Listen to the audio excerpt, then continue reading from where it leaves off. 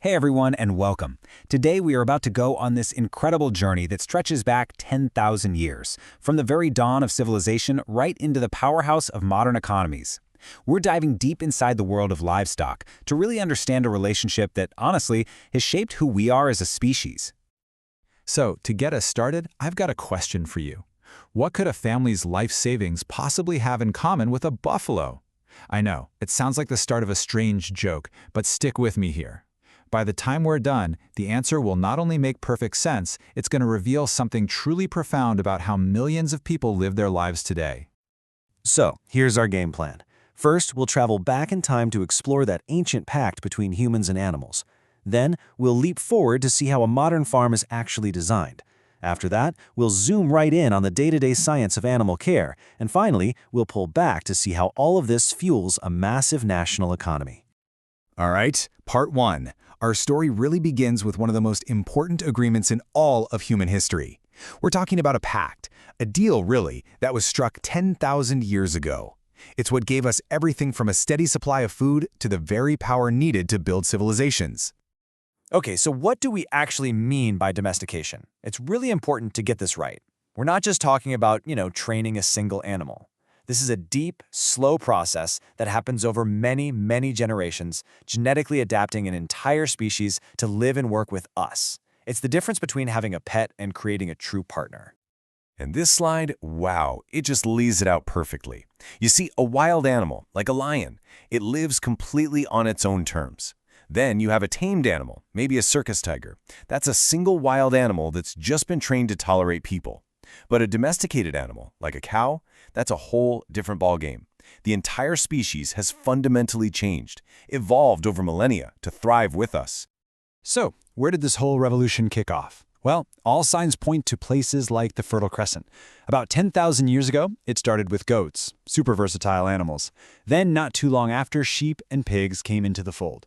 Then came the big one, cattle. And finally, the horse, which, as we know, would completely change everything from farming to warfare. Okay, let's hit the fast-forward button, like way forward, a few thousand years. That ancient pact we talked about? It has now evolved into a highly sophisticated science. So let's take a look at the blueprint for a modern farm. And trust me, it's way more than just a barn and a field. It's a machine designed for productivity. You know, a modern dairy farm is basically an engineered ecosystem. Every single detail is thought out. You build on higher ground so it doesn't turn into a swamp. The sheds are pointed east-west to avoid that brutal midday sun, which keeps the animals cooler. You leave plenty of space between buildings for airflow, which is crucial.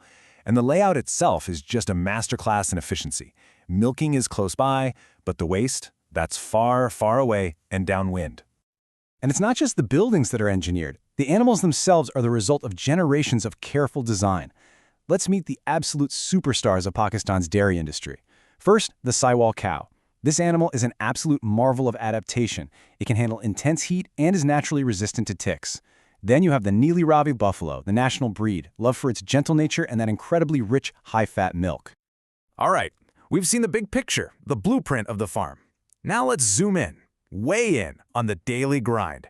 This isn't just about chores. This is a precise science, a delicate dance of nutrition, health, and hygiene that happens every single day.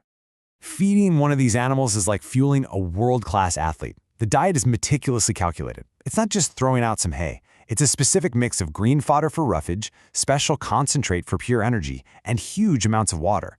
In fact, for a dairy cow, a good rule of thumb is giving it an extra kilogram of that concentrate for every 2.5 liters of milk it produces. It's a science. Now the milking process, this is a critical moment for both health and quality. Every single step you see here is designed to prevent infection. You wash the udder, you check the very first streams of milk for any problems, and you milk fast. But that last step, now that is just brilliant. Think about it. You give them fresh food right after milking. Why? Because it makes them stand up for the next half hour or so, which gives the teat muscle time to close up tight, creating a natural seal against bacteria. It's ingenious. Okay, so beyond just the day-to-day stuff, a huge part of this is playing defense. It's all about preventative medicine. Vaccinations are scheduled like clockwork to protect against really devastating diseases like foot and mouth. Deworming happens a few times a year to keep internal parasites in check, and farmers know to look for signs like a swollen jaw, nicknamed bottlejaw. And finally, biosecurity is a huge deal. New animals are kept separate for weeks just to make sure they don't bring any nasty surprises to the rest of the herd.